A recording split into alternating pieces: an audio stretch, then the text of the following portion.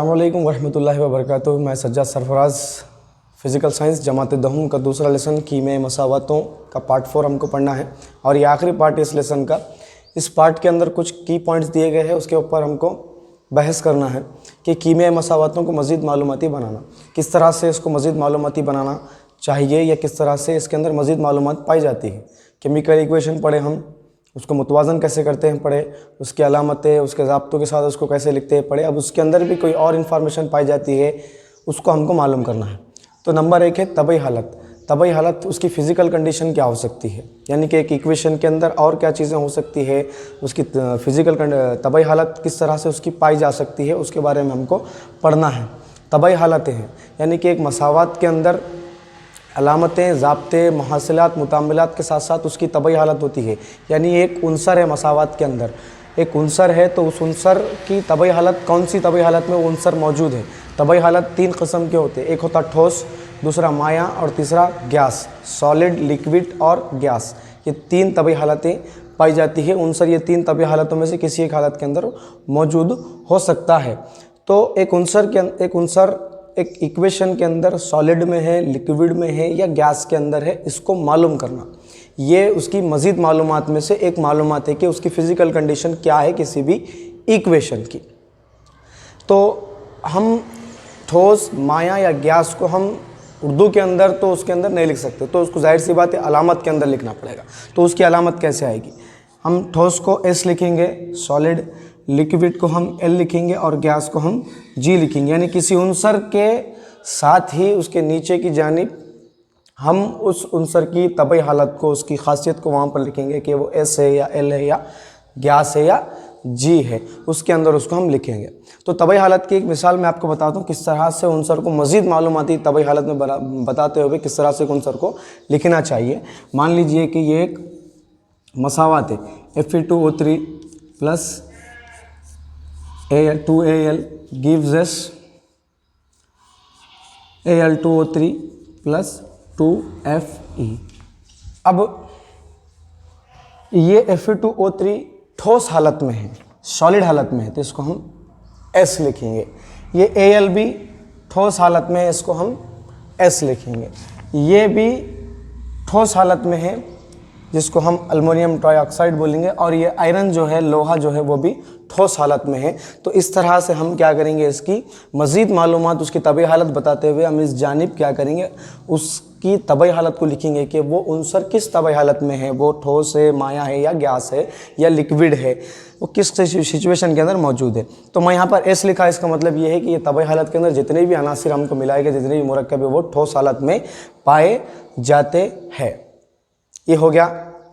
और एक चीज़ ये है कि अगर कोई शय आबी महलूल में मिली भी हो, यानी महलूल के अंदर मिली भी हो, एक सॉल्यूशन के अंदर किसी शय को हम डाला गया, तो उसको हम क्या लिखेंगे, उसको हम आबी लिखेंगे, उसको हम आबी।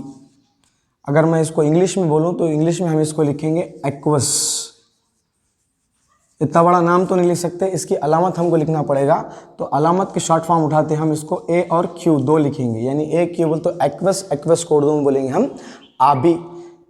यानी कि कोई अगर महलूल अगर आता है आबी महलूल, तो उसको हम आबी लिखेंगे। नीचे देखिए आगे आबी महलूल आता है। तो ये थी तबई हालत। तबई हालत किसको बोलते हैं कि तबई हालत ये है कि कीमियाई मसावतों में मुतामिलात और मुहासिलात के साथ साथ उसकी तबई हालत भी होना चाहिए। तो उनसर के तबई हालत मिसाल के अंदर इस तरह से हम इसको बता सकते हैं। अब रहा बात हरारत की तब्दीलियाँ।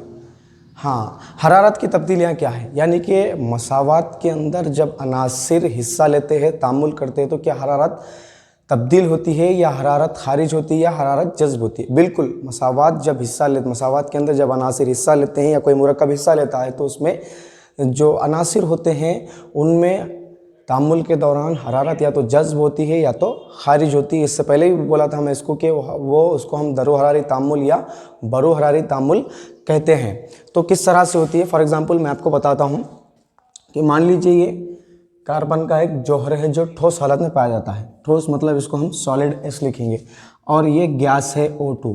जाहिर सी बात है गैस है तो हम इसको G लिखेंगे। हाँ, अब ये दोनों तामुल कर रहे हैं, ये दोनों क्या कर रहे हैं, तामुल कर रहे हैं। तो तामुल के बाद C और O2 मिलाकर CO2 यानी कार्बन डाइऑक्साइड गैस बनेगी। तो ये दोनों जाकर क्या हो गए, गैस हो गए। अब इस तामुल के अंदर जबकि हम कार्बन को ऑक्सीजन की मौजूदगी में जला रहे तो वो CO2 बन जा रही है, CO2 में तब्दील हो जा रही।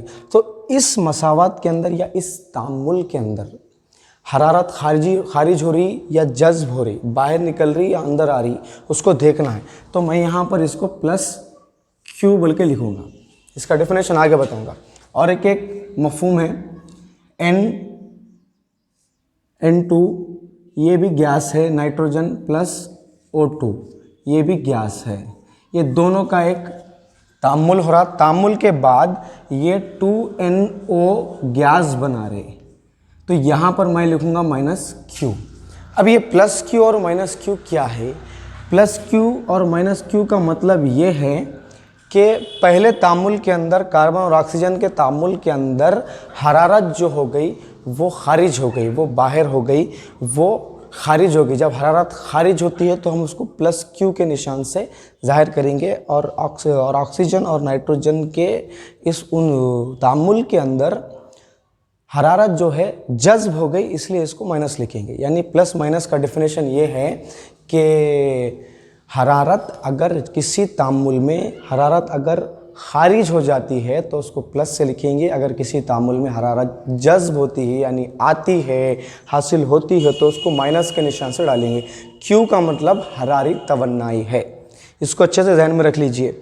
तो जो पहला तामुल है, चूँकि इसके अंदर हरारत खारिज हुई, बाहर निकल गई, तो इसको बरू हरारी तामुल बोलेंगे। और दूसरी सिचुएशन के अंदर या दूसरी मसावत के अंदर चूँकि हरारत जज्ब हुई, इसको दरो हरारी तामुल बोलेंगे। तो यह हरारत की तब्दीलियों के अंदर आता, इस तरह से उसको लिखा जाता है। और प्लस माइनस के निशान से और क्यू के निशान से अच्छी तरह से वाकिफ हो जाइए। क्यू मतलब हरारी तवन्नाई, प्लस मतलब खारिज होना, माइनस मतलब अंदर जज्ब होना। ये थी हरारत की तब्दीली। अब दूसरा रहा गैस का इखराज।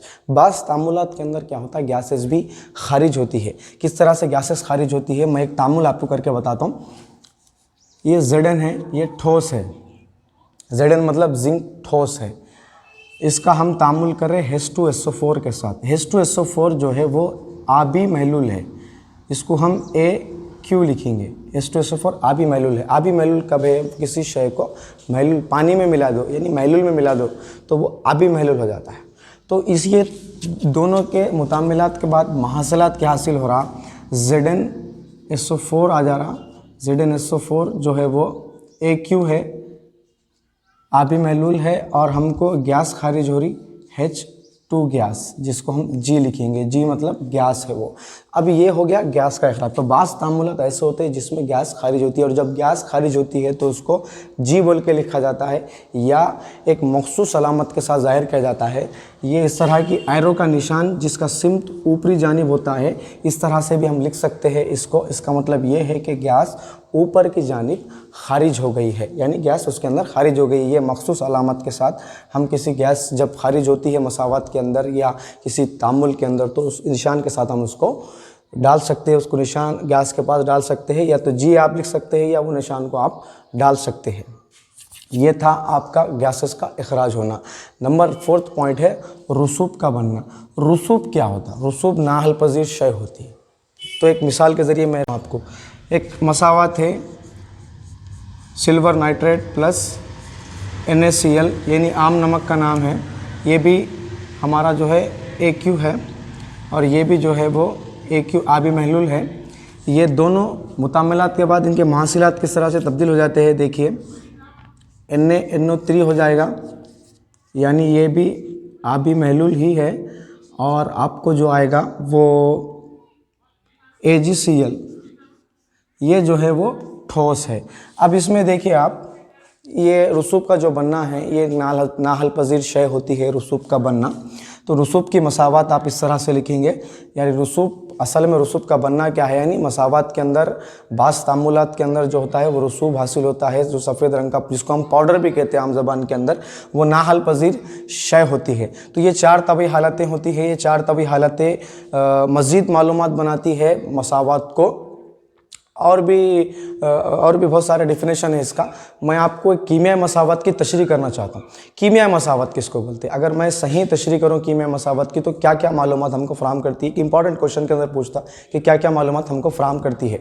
तो पहला पॉइंट ये है कि एक कीमियाई मसावत कीमियाई ज़ाब्तों और अलामतों के साथ साथ मुतामिलात और महासिलात की मालूमात फराहम करती है। यानी हम जो कीमियाई ज़ाब्ते और कीमियाई अलामतें हम इस्तेमाल कर रहे हैं, इसके ज़रिए हमको मुतामिलात और महासिलात आ रहे, ये महासिलात मुतामिलात की मालूमात फराहम कर रहे हैं हमको। दूसरा पॉइंट ये है, मुतामिलात और महासिलात के ज़रिए हम इसका सालमी तनासुब मालूम कर सकते हैं। यानी जो मसावत दी गई है, इस मसावत का हम सालमी तनासुब भी मालूम कर सकते हैं। तीसरा पॉइंट ये है कि अगर किसी रिएक्शन के अंदर, किसी तामुल के अंदर अगर गैस दे दिया गया, यानी गैस जैसा कि हाइड्रोजन गैस इसमें हासिल हो गई, तो इस गैस का तनासुब, इस गैस का हजम हम महसूस कर सकते हैं, उसको मालूम कर सकते हैं। और चौथा और आखिरी पॉइंट ये है कि आप एवोगाड्रो अदद और कमियत के ज़रिए हम इस मसावत के अंदर मुतामिलात और महासिलात में जौहरों और सालमों की तादाद को मालूम कर सकते हैं। तो ये थी 4-5 पॉइंट्स जो मैं आपको बोला कीमिया मसावत क्या क्या मालूमात फराहम करती है।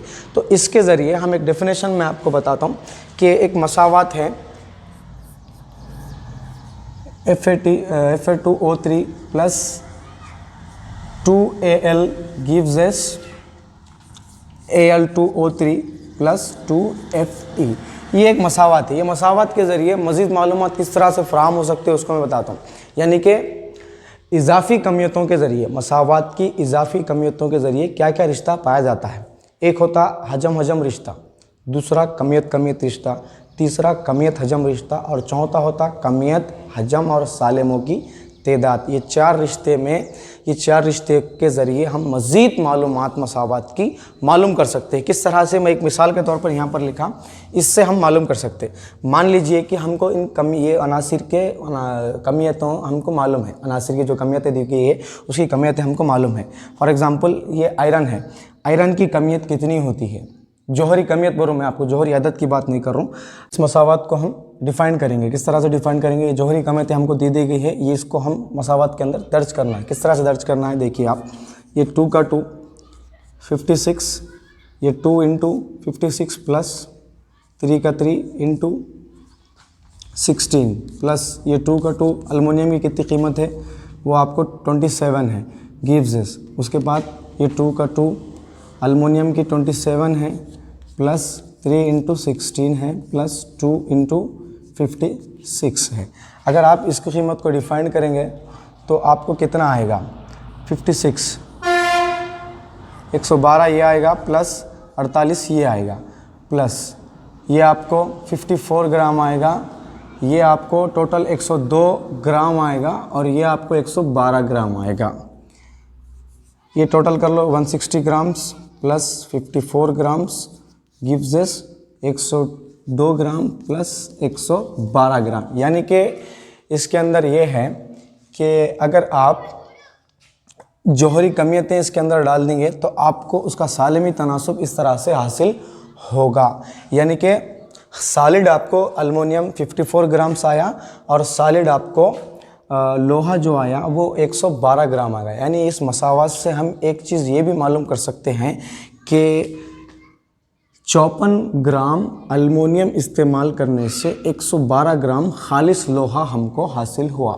तो ये इसी तरह सालिमी तनासुब से सवालात को किस तरह से निकालता है। एक सवाल मैं आपके सामने रख रहा हूँ जो किताब के अंदर दिया कि 54 ग्राम अल्मोनियम से, ये अल्मोनियम की वैल्यू हमको हासिल हुई, 54 ग्राम अल्मोनियम से 112 ग्राम लोहा हमको हासिल हुआ। तो सवाल ऐसा पूछ रहा कि 1120 किलोग्राम लोहा हासिल करने के लिए अल्मोनियम की कितनी मकदार हमको लगती है। 54 ग्राम से 112 ग्राम आया, 1120 किलोग्राम लोहे के लिए हमको अल्मोनियम की कितनी मकदार लगती है। बड़ा आसान जवाब अगर मैं आपको एक शॉर्ट के अंदर दे दूं तो अगर 1120 किलोग्राम यहाँ पर कह रहा है, 1120 किलोग्राम यहाँ पर कह रहा है, तो यहाँ पर हम यहाँ जिस तरह से एक सीफर बढ़ा है, अगर इस तरह से हम एक सीफर बढ़ा के इसको केजी कर दे तो 540 ग्राम हमको अल्मोनियम की मकदार लगेगी 1120 किलोग्राम के लिए। लेकिन हमको चूँकि जवाब डिफाइन करना है तो किस तरह से हम इसको डिफाइन करेंगे। 54 ग्राम में 112 ग्राम हमको लोहा हासिल हुआ। तो अब सवाल ऐसा पूछ रहा हूँ कि 1120 केजी में कितना अल्मोनियम का हिस्सा होगा। तो हम इसको डिफाइन कर ले सकते हैं इजीली। सबसे पहले हमको क्या करना होगा, ये 1120 जो किलोग्राम है, किलोग्राम को हम ग्राम में कन्वर्ट करेंगे। किस तरह से ग्राम में, 1 किलोग्राम में 1000 ग्राम पाए जाते हैं, ग्राम में कन्वर्ट कर लिए। कन्वर्ट करने के बाद हम इसको क्रिस क्रॉस मेथड से लिखेंगे। x इजिकल टू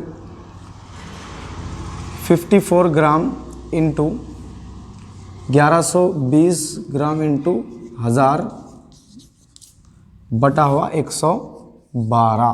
अब आप देखिए इसको तकसीम करना है, 112 एकन 112, ये हो गया 10। 10 से 1000 को तकसीम करना है, 10 से 1000 को तो एक सिफर बढ़ा दीजिए, 10,000 हो जाएगा।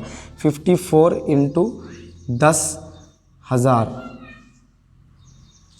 54 इंटू 10,000। अब आप इसको ज़रब दे लीजिए, आपको 5,40,000 आ जाएगा ग्राम के अंदर। अब आप इसको केजी में कन्वर्ट कर लीजिए, इजिकल टू 54 केजी में कन्वर्ट करने के बाद ये हो जाएगा 540 केजी। यानी कि अगर आपको 1120 किलोग्राम 1120 किलोग्राम आपको लोहे की दरकार के लिए आपको 540 केजी अल्मोनियम की ज़रूरत पड़ेगी। इस तरह से सालमी तनासुब मालूम होता है।